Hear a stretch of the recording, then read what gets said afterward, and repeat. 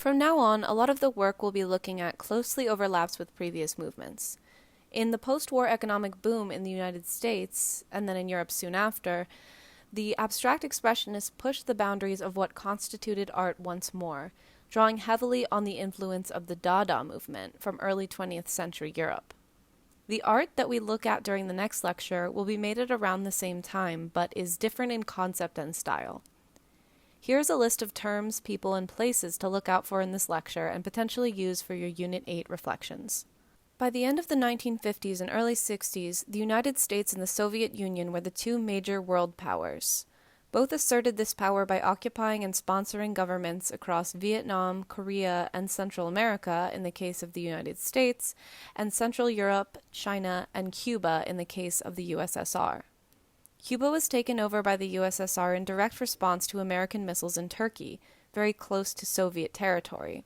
This resulted in the Cuban Missile Crisis and blockade of Cuba, and was a symptom of the larger Cold War, a standoff between the United States and the Soviet Union where both stockpiled nuclear weapons. There was a global climate of fear and unease at the prospect of a nuclear war. This also coincided with the growth of the mass media in America.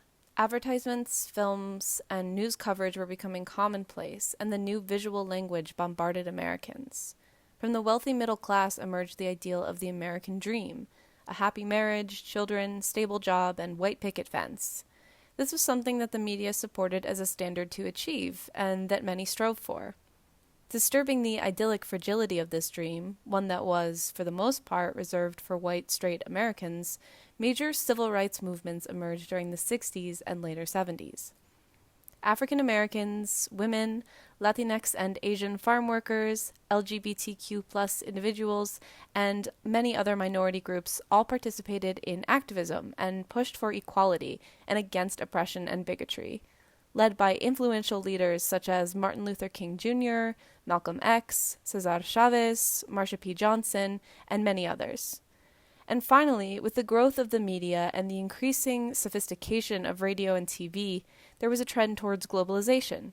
People were more aware than ever of what was going on in the rest of the world, and there was more international engagement with different cultures than there had been before. So, how did artists respond to these cultural stimuli? Many increasingly addressed ordinary experiences of life, finding artistry in the mundane, specifically by incorporating everyday objects into their art. Artists explored the role of advertising and popular imagery in visual culture, playing with advertisements, magazines, and reproductions. Like most movements of modernism before them, artists critiqued the popular view of what art was and aimed to expand on that definition once more. Most of the movements we'll be looking at today, Neo-Dada, late abstract expressionism, performance art, pop art, and minimalism, were all, despite the climate of social change, very exclusionary of female, black, and other minority artists. The few that garnered significant fame and notoriety for themselves had to fight tooth and nail to do so. It is through conceptual art, a movement occurring simultaneously that we will look at next class, that these barriers were broken down and we see a true diversity of artists. A lot of the art being made around this time is difficult to categorize or often falls into multiple categories.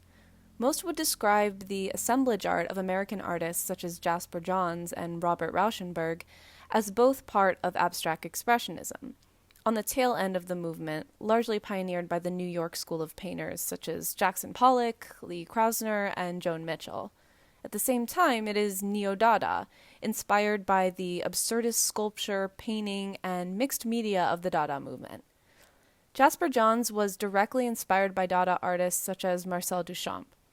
His assemblage, made of a target painted in encaustic, an ancient painting method of mixing pigment with wax, along with plaster casts of body parts, evokes the seeming absurdity of Dada, but also contains a deeper message.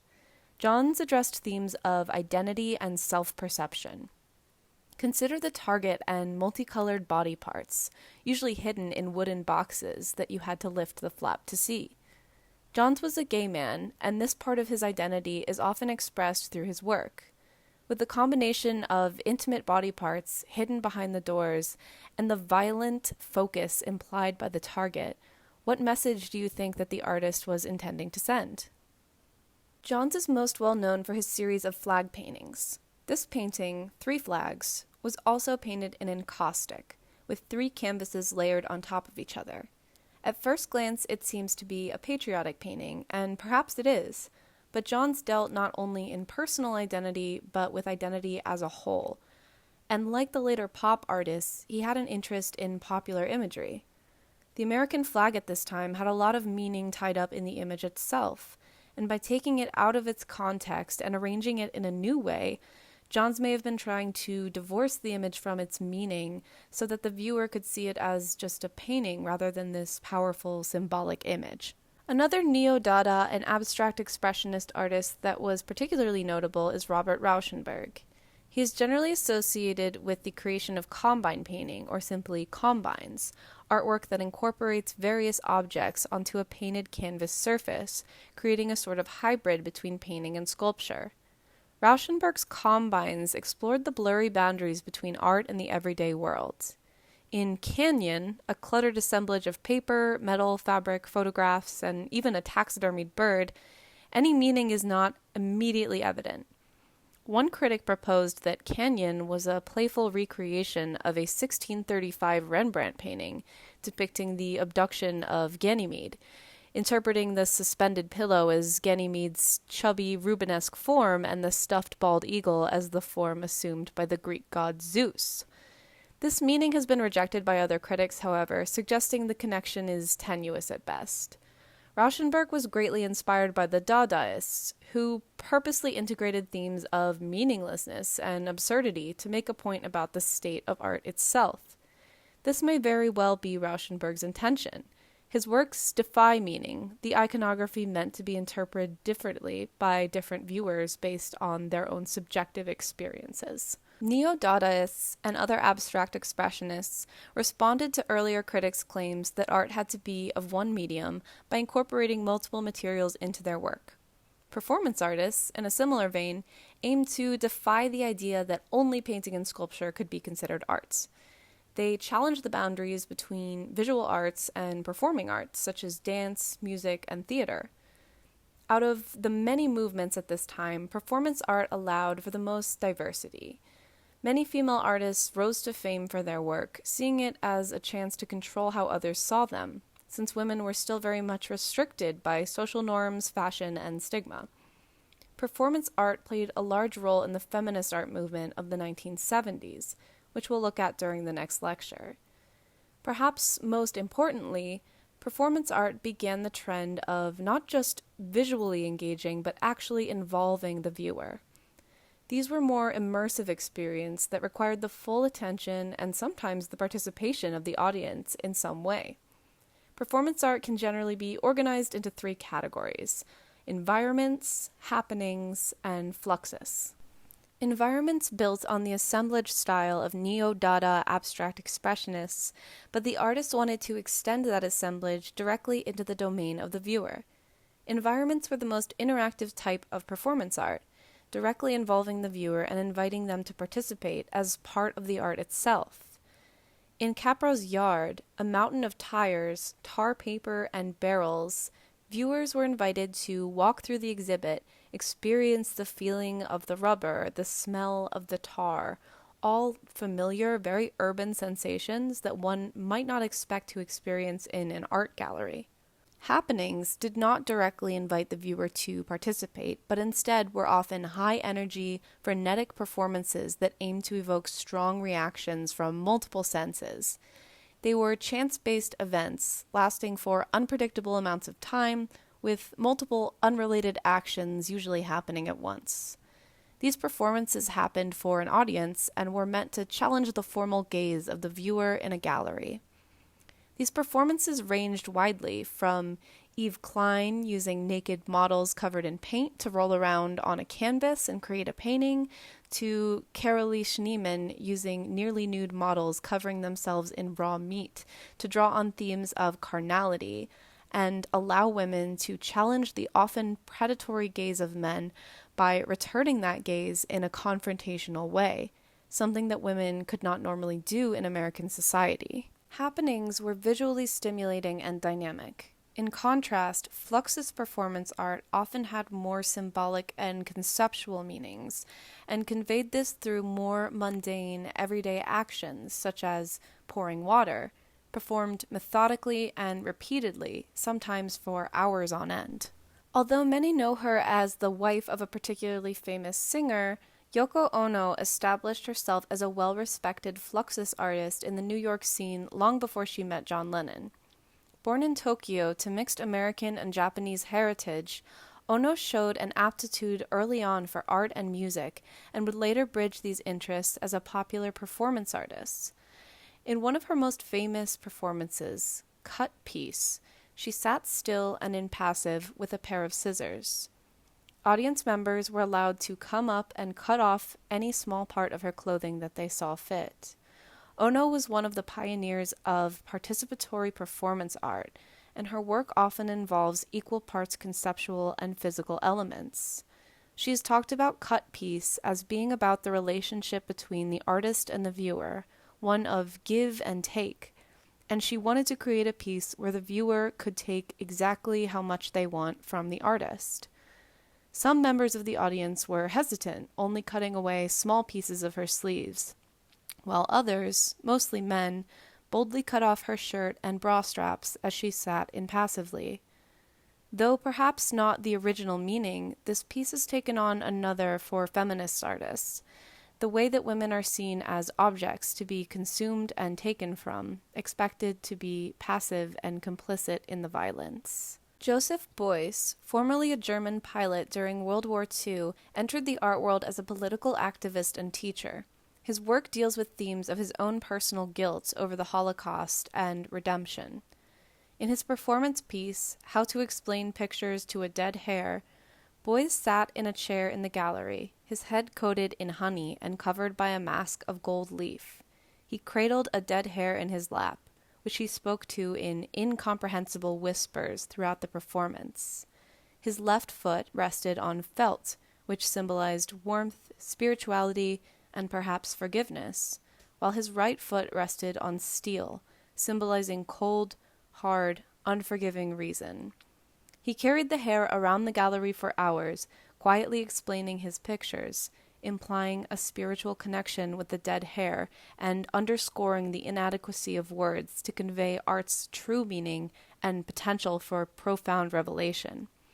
Beuys said, "Even a dead animal preserves more powers of intuition than some human beings." Pop art, another movement from this period, had a very different feel and aesthetic than performance art, but it was similar in that it also examined modern society. It occurred directly as a result of the explosion of visual culture that happened after World War II as a result of mass media coverage of celebrities and news, as well as a boom in visual advertising. This, of course, was due to the newfound disposable income of the post-war generation and the rise in consumerism. Pop art originated in the UK, but really developed fully into a style in the United States, where it was a perfect reflection of the shiny, packaged, mass-produced imagery that Americans were bombarded with on a daily basis. Pop art both embraced and critiqued the materialism of the age, but most importantly, aimed to draw attention to the new visual culture that had sprung up around advertisement and media completely independently of the art world. Richard Hamilton, an English artist, was one of the pioneers of the movement. In this collage, he has pasted together images from magazines and newspapers, disparate photos that all evoke images of celebrities, popular brands, and, at the time, an ideal home. The man and woman are supposed to be Adam and Eve, nearly naked in the Garden of Eden, but their garden is full of worldly pleasures, consumer items, and everything has been commercialized. There are also references to popular culture at the time, such as the surface of the moon on the ceiling, a reference to the space race. Andy Warhol is arguably the most well-known American pop artist. Working with silkscreen prints, he reproduced popular images, often from advertisements, in bright, stylized forms. His work centered on themes of artificiality and repetition, consumerism, and brightly packaged mass production, such as the classic Campbell's soup can logo. He also often aimed to draw attention to the public's habit of consumption of these images by overlaying unexpected content in that same bright packaging. In his series of car crash prints, he reproduces the grim photograph of a mangled, twisted pile of metal from a car crash in the bright color repetition of images that he used in portraits of Marilyn Monroe or soup cans. Warhol was often cryptic about the meaning of his work, but this one could perhaps be interpreted as the mass media and barrage of daily images covering the news, desensitizing people to images of violence and death, an argument that is still being made today.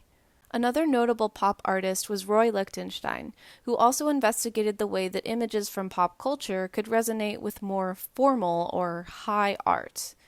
Lichtenstein used comic books as source images, however, rather than advertisements. His paintings were blown-up versions of different panels depicting dramatic and action-filled scenes, or scenes of pulp romance and mystery. He replicated the thick lines and flat colors, as well as hand-painted dots often seen as part of the printing color in comics.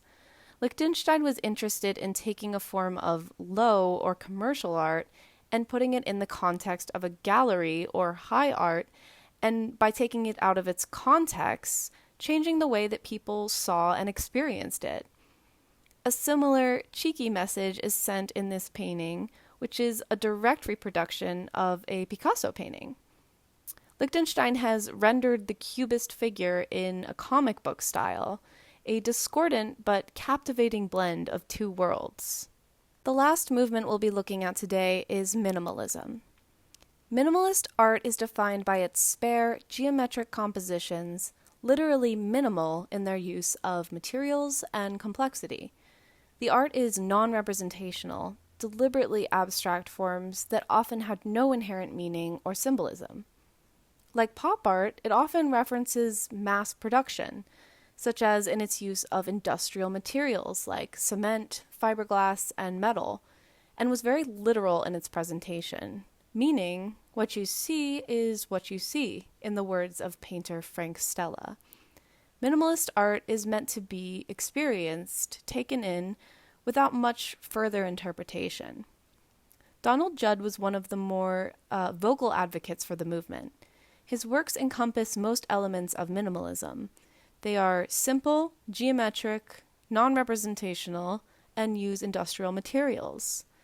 They are also visually captivating. With their contrasting colors and reflective surfaces, they draw the viewer in and allow them to spend their time just engaging with the piece in a different way than they would with a more traditional painting.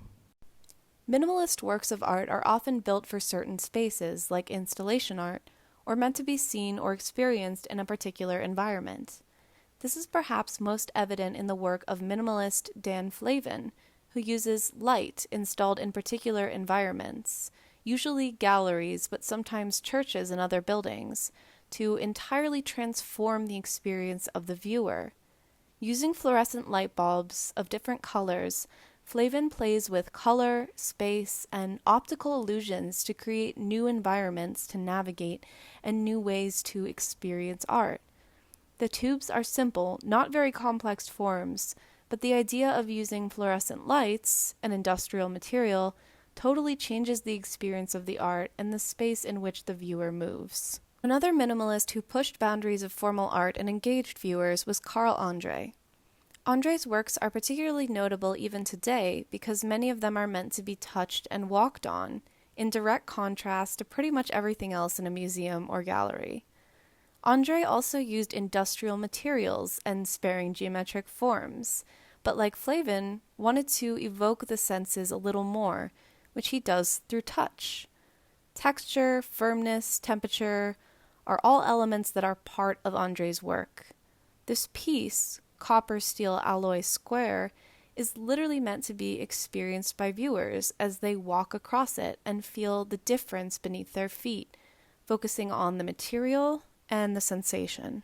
Minimalism was very much a white male-dominated movement, and it was difficult for women to break into, often rejected by the leading artists at the time that considered it a more masculine movement. One female artist did manage to gain fame for her style, despite her tragically short life and the brief decade in which she produced artwork. Eva Hesse was a minimalist who is often credited with bridging minimalism and conceptual art. Though she also used industrial materials, she manipulated the forms to look more derived from nature, like plants or underwater creatures. This piece uses fiberglass, at the time a newly developed industrial material, to create hand-formed, irregular, bucket-like objects that are arranged on the floor of the gallery. There are less hard edges to Hesse's work, and more of a sense of ephemerality, like the materials will disintegrate and crumble with time. In this piece, called No Title, Hesse again substitutes fragile substances and irregular organic forms for the rigid geometries and industrial materials of minimalism. The sculpture is one of Hesse's last works before her untimely death at the age of 34. To create it, Hesse dipped 2 separate pieces of knotted rope into liquid latex. The rope then hardened, providing an underlying web-like structure for the sculpture's gracefully arching loops and dense, twisted segments. Like other minimalists, she has created a piece that engages the audience in a new environment, but with her own unique twist. Let's review a few of the key points we went over today. The art of the late 50s and 60s, and 70s, as we'll see in the next lecture, was largely a reaction to the rules established by the previous generation of artists and critics, such as the idea that art must be medium-focused. Artists at this time, in fact, emphasized the use of multiple different materials. Some of them also took the philosophy of the action painters even farther. The process of creating art is just as important, sometimes more important, than the finished product. Performance artists broke down boundaries between visual art and the performing arts, incorporating them together, and pop artists and minimalist artists argued that art does not have to have deep, profound meaning. Sometimes it is simply a reflection of a society or an experience to be had. Art at this time aimed increasingly to engage the viewer with participatory art, and also encouraged viewers to think more critically about what they considered art and why.